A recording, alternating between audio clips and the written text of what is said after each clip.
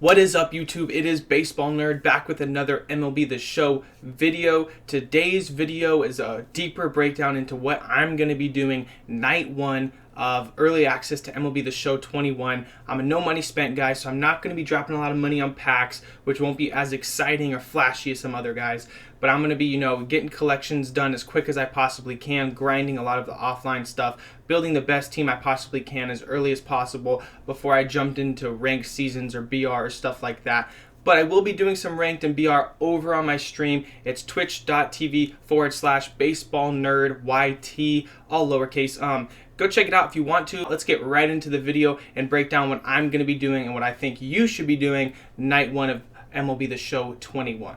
What is up, guys? This is our day one breakdown, what I think you guys should be doing, what I will be doing night one of early access. First things first, I'm going to be opening up my packs. I got the digital deluxe version, I can't speak, but I will be going through my packs, opening up whatever I get. I'm a big believer that high diamonds are going to go up in price. So if you pull any of the big diamonds, 90 plus, probably like the DeGroms, the Trouts, possibly Mookie Betts, Garrett Cole, maybe guys like that that'll be above 90. I would hold on to those guys. They might be sitting at 150, 200K night one, but they're going to go up even a little bit more for a while. So I'd hold on to any of those. Don't sell them off rip. But if you get any low diamonds, any diamonds below 90, so 85 to 89, I would sell those diamonds personally because I think they will drop down in a little bit. Shortly, they will be going down in price. Golds and silvers as well, I sell off rip because they start off really high because of scarcity, and then once everyone starts ripping packs and getting those golds and low diamonds, which come up a lot more frequently than the high diamonds, they will start buying them and selling them, so the market will increase or decrease, and you'll be able to buy those back in a week or two for a lot cheaper. So don't even worry about it. I would sell those off rip. That is my personal opinion, and this is just like real financial advice. This is just what I am planning on doing. I think those guys will definitely come back. The one exception is cards that could be getting upgraded off rip. So there's guys that are in baseball right now going crazy. Byron Buxton, Whit Merrifield, some of those golds or even silvers. I don't know if Byron Buxton will be a diamond off rip or gold, but Whit Merrifield is definitely a good example. He's going crazy. He will be a gold in the beginning of the game. If he's an 83 or an 84, he would be someone I would hold on to because he will probably jump up to diamond. So any Whits I get night one, any high golds or mid to high golds that have a good chance of going diamond very shortly here, I will be holding, because if they get upgraded and they go to diamonds, they increase their price by a lot. So I will definitely be holding on to those golds. But other than that, sell the rest. I'm no money spent. I'm trying to stack up my stubs and look for the best deals possible. I'll buy guys back later if I have to. I just need the live series collection done as fast as possible, and like I said, that will be my goal, getting the live series collection done as fast as possible. We know last year's live series collection was Mickey Mantle here, and that's definitely my goal, is to get whatever the live series collection is. I'm hoping it's Hank Aaron, but whoever it is, I'm hoping to get it done within 1 or 2 weeks. That's my main goal, mainly from the market. But if you don't like flipping the market, there's plenty of other ways to get this. There's going to be programs, like the first inning program will be one of the big things I will be definitely going for to try to finish very quickly. Just basically, you play the game. You do showdown, you do missions, you do your conquest map, you do all these moments, and you'll get all these free packs and stubs and XP, and then you'll get this diamond overall player to add to your team to do better even on online gaming.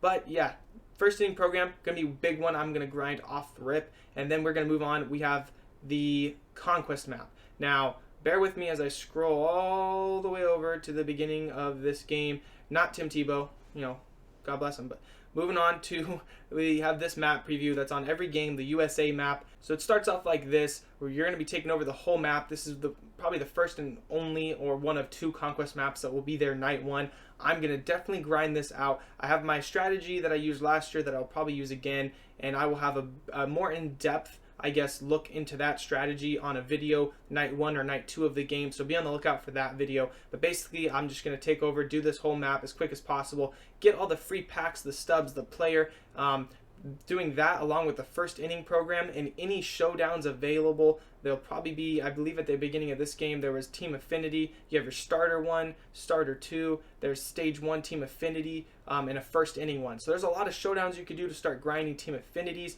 I will also be doing Team Affinities off rip. That's a great way to up your stubs and your XP. Just playing the game gets you XP, and that's a big one we'll talk about in a second.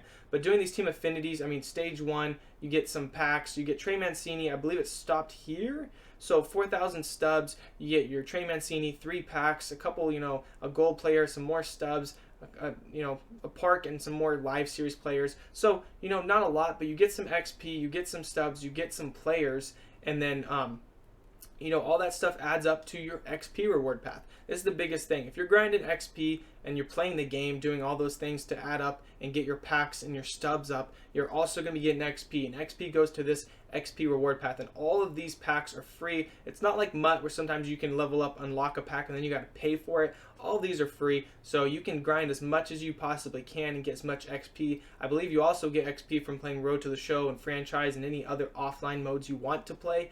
But it all comes here to your XP reward path. You can add up and get all these packs and stubs. You can get a lot of good players, got a lot of good packs, especially to build your team up early, but also just to get stubs to go towards getting that live series collection. And then who knows, you get maybe 30 packs or something like that from your XP reward path in the first week or two, 35 standard packs. Maybe you pull a diamond or two, or you get lucky, and that goes a big way. But the market's another thing I'm going to be grinding early. I have a little thing I like to do. I like to take all my commons and bronzes. I like to collect one of each. If I start to get duplicates, I sell those and I flip them on the market, trying to get as much stubs as I can from them to then get the bronzes for each team, and then I work up to start buying the silvers for each team. I like to do it that way. I think if I can get all the bronzes or the commons for every team, I get some of the, if you look in the collections, if you get all the bronzes for a team, it's roughly going to get you need 10, 20, 30, and then all of them, and you can get XP and stubs from all that. Look at all the bronzes and commons. I mean, it's 5 or 6 rows deep before you get your first silver in Encarnacion, and then you have a row or two of silver, a couple golds, and a couple diamonds. So I try to knock out all the commons for every team off the rip, and then I try to get bronzes, and then I work for silvers, and then that's how I do it. I collect as much as I can, but I definitely try to flip all the extra duplicate bronzes and commons and stuff I get. And like I said, I sell my silvers and golds that aren't looking like they're about to move up to the next tier, and low diamonds as well, because I think I can buy them all back in a week or two for less stubs. So that's my personal philosophy that I like to do. And the PlayStation 4, PlayStation 5, Xbox One, Xbox Series X, all of it's supposed to have the same market from what I've seen. So if that's happening, I think the market will be roughly the same as it's been, because it's just, doubling. But it's going to move a little faster. There'll be this more supply, more demand, but I think it's just basically going to mean the market's going to move a little quicker. So we just got to be on our game. And the big thing with grinding all this stuff, guys, is if you grind it quickly, then you'll be able to sell things for more money. Like that goes with the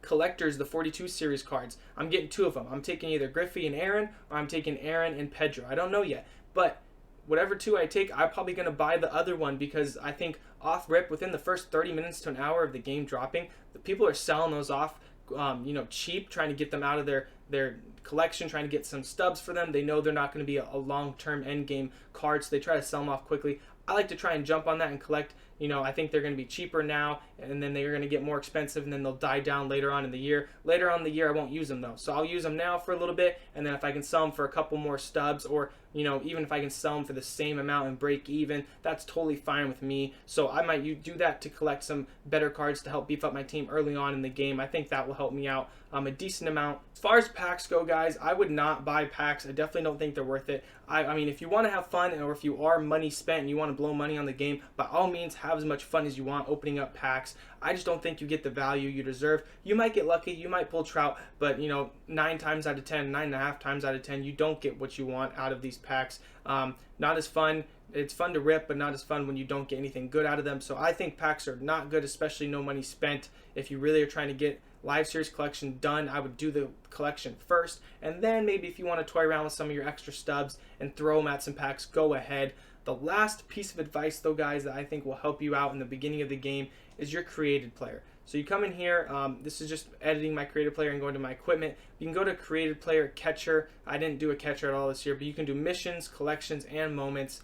missions is, innings with him online or offline, and get hits with him. You get to level up. You eventually get your 90 or 89 overall catcher. You can get a power focused, a contact focused, or a balance catcher. You put equipment on this created player, or the player you will get that you can now use in Road to the Show and Diamond Dynasty, and you basically get to level them up, put on equipment on them, and make them insane. They're basically 99 overalls. So what I will be doing is probably either a catcher, a second baseman, or a shortstop, or all three of them, because I feel like in the beginning of the game we have a lot of corner infielders at first and third that are definitely viable, if not really good, and we're going to have a lot of good outfielders. I already think about having Griffey and Aaron in my outfield. That's two really good ones, and I don't even know, maybe I'll pull another live series that's pretty good. So I think catcher, second, and shortstop are where the game might be a little bit weaker at, especially in the beginning, depending on who we get. So if that's the case, I will definitely be making a catcher, shortstop, and second baseman. You can put on animations. You can put on your own swing, whatever swing you want to use. If you want to use Yohan Moncada's swing on a catcher, if you want to use whatever you want to use, you can change the style and play of that created player, and they can be very, very good players on your team, especially the beginning of the year. So I think that's it, guys. First inning program, the conquest, any beginning showdowns, any starter moments that I want to complete. That's going to be what I'm grinding in the beginning of the game, flipping the market here and there later at night. Once I'm done grinding and my eyes are getting sore and my brain's tiring out, I'll go to the market and flip the market. I will have a video on flipping and market strategies, as well as how to go through conquest and showdowns as soon as we get a little bit closer to the game. I know it's coming out Thursday. I'll probably have a breakdown of how to do the conquest night 1, maybe showdowns and moments night 2, and then market breakdown maybe even before the game drops. I don't know. We'll see what happens, but I appreciate you guys stopping by, and I'll see you guys on the next one. Peace.